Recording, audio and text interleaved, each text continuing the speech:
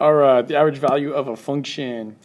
And just for the record, this is Khan Academy Skill Integral Calculus Integration Applications number 2. Okay, so what is the average value of a function? Well, the average value of a function, value just really corresponds to height. So when we say average value of the function, it's really just saying the average height of a function.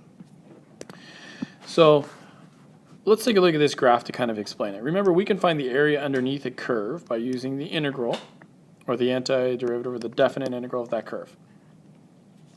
Well, let's just say that that area, whatever that gray area is underneath the curve, there must be some rectangle with the exact same base from A to B that has the exact same area, right? We just wouldn't know what that height is. Well, that height, though, would represent the average height of this function, right? Because we got a little bit of area up here, we got a little bit of area missing here, and overall we could find out where the average height is that makes that perfect rectangle. And that perfect rectangle would be equal to the area underneath our curve. So if that's true, here's the area underneath the curve, because that's just an integral from A to B on the antiderivative of f of x dx. Okay. Well, that has to equal the area of a rectangle. A rectangle is just the base times the height. So here's the height, and here's our base, because it's b minus a for our base. Well, if we're actually trying to solve for the height, or the average value, we would just divide both sides by b minus a, and now we have a formula for the average value of a function. That's all there is to it, so it's just this little formula. And it's pretty easy to remember, because it's just the integral over the difference of b to a. Another way that you might see this might be 1 over b minus a times the integral of a to b f of x dx. So let's go ahead and just use it on a function here. It says find the average value of the function f of x equals x squared plus 1 over the interval 0 to 3. So let's just go ahead and plug it into the formula. So we got the integral from 0 to 3 of x squared plus 1 dx, and all of that is divided by 3 minus 0. That's it. That's going to equal our average value, which you could call h, or you could call, I've seen it also called a subscript average and all kinds of things, but it doesn't really matter. Call it whatever you want. It's the average value. All right, let's go ahead and do the antiderivative. The first thing I'm going to do is, see how I have this 3 minus 0? Well, that's just 3. I'm dividing by 3, so I'm just going to put a 1/3 out front, because I think that's a little bit easier to deal with. And then the antiderivative of x squared is x cubed over 3, and the antiderivative of 1 is just x, and I'm evaluating this thing from 0 to 3.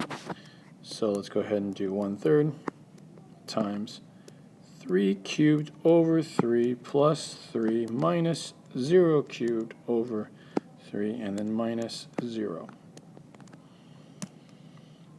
Okay, now it's just all about simplifying this. So that's 1/3.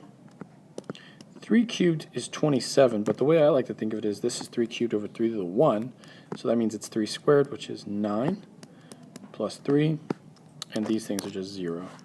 So I really have 1/3 of 9 plus 3. 9 plus 3 is 12. 1/3 of 12 is 4. There we go. So we found the average value. The average value of this function is 4. Nice. Let's go to the next page. Okay, this one's a little bit more fun. It says, suppose there is a particle whose position function is s of t, and t cubed plus 2 over t squared. What is the average acceleration of that particle over the interval? Well, before we find the average acceleration, let's just work on finding the acceleration function. So and what I would do first is I would take s of t, and I would rewrite it by separating this out into two fractions. So I would write it as t cubed over t squared plus 2 over t squared. When you do that, you can see that this would be the same thing as t plus 2t to the negative 2. All right, well, if I wanted the velocity function, let's do it in blue. The velocity is just the derivative of the position function, so the derivative of t plus 2t to the negative 2 is 1 plus negative 4t to the negative 3. Okay, but I don't want the velocity function. Remember, I want the acceleration function, so let's do that in red. The acceleration function is the derivative of velocity. So this would be 0 plus negative 3 times negative 4 makes positive 12 t to the negative 4. So a way of writing that is also just 12 over t to the 4th. All right, now that we actually have the acceleration, we can find the average acceleration. Okay, well, average acceleration from 1 to 2. Here's the formula. For this one, I'm going to do 1 over 2 minus 1 times the antiderivative of 1 to 2 of what's my acceleration function. It's basically this. So 12t to the negative 4 dt. Okay, let's just evaluate this. This first part, 2 minus 1 is just 1.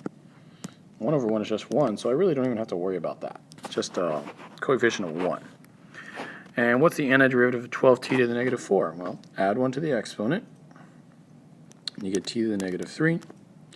And then divide 12 by the new exponent. So 12 divided by negative 3 is negative 4. And we're going to evaluate this thing from 1 to 2.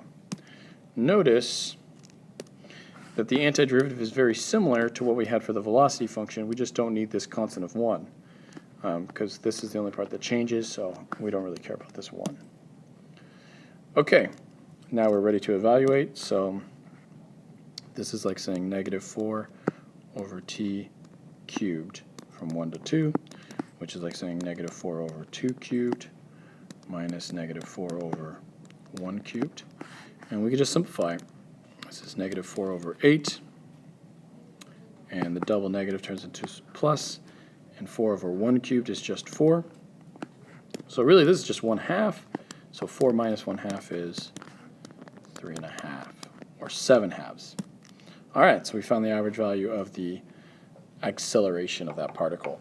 So we had to find the acceleration function first, then do the antiderivative, plugging it into the average value function. It just so happens, though, that our range that we're looking at here, or this domain that we're looking at from 1 to 2, is so small that we just get an average distance or a base of 1. So it's pretty easy to evaluate from there. Okay, here's another one for you to try on your own. It says determine the average value of the function f of x equals sine 2x on the interval 0 to pi fourths. I will tell you, looks like you have a function inside of a function, so you're probably going to have to use substitution. But other than that, this is pretty straightforward. So I'd pause the video, give this thing a try, and then unpause it to see if you did it correctly. Okay, so first of all, I just plugged everything into the formula. So I put my integral from 0 to pi fourths, sine of 2x dx, all over pi fourths minus 0. Well, pi fourths minus 0 is just pi fourths, and dividing by a fraction is the same thing as multiplying by its reciprocal. So I just brought it out front over here. And then still 0 to pi fourths sine 2x dx. And I did my u substitution. U is 2x, so therefore du equals 2 dx, and then solve for dx, you get du over 2. So I plugged that part in over here, showing you all the u substitution parts I did in red. So now we have 0, because 2 times 0 is just 0. And we have pi halves now, because 2 times pi fourths would be pi halves. And the sine of u, du over 2. I can move this 2 out in front to make it a 1/2.